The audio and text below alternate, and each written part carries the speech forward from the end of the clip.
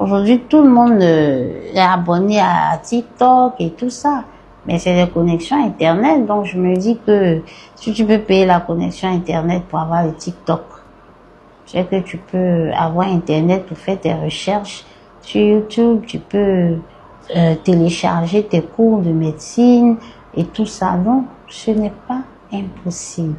C'est possible, mais il faut d'abord aimer la chose et il faut avoir beaucoup de courage. Voilà, faut pas que le besoin financier bloque.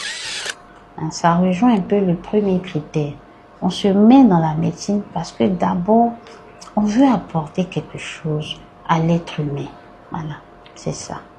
Et le troisième critère, c'est la volonté. C'est le courage. Voilà, parce que les études de médecine, c'est pas facile. La bosse, ça dit que tu peux pas allier le plaisir et les études de médecine. Les études de médecine, c'est la bosse.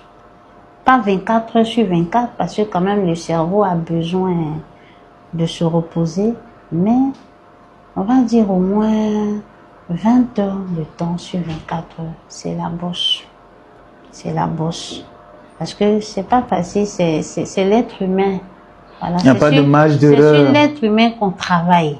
Donc, il n'y a pas de marge. Si tu as raté, la personne meurt. Donc, c'est vraiment délicat. Donc, les études, c'est ça le leitmotiv. Tu dois bosser. Bosser.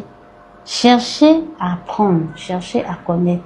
Les études de médecine, on est toujours apprenant. On n'est pas sachant. On est toujours apprenant. Donc, peut-être on va dire quoi, troisième ou quatrième critère, un peu d'humilité. Voilà. Quand tu fais des études de médecine, si tu es orgueilleux, ça peut pas passer.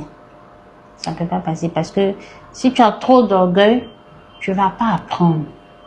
Tu vas pas accepter qu'on te mette tes erreurs devant toi et puis chercher à t'améliorer. Voilà. Donc, c'est un peu ces critères-là. Aimer d'abord la profession qu'on veut avoir.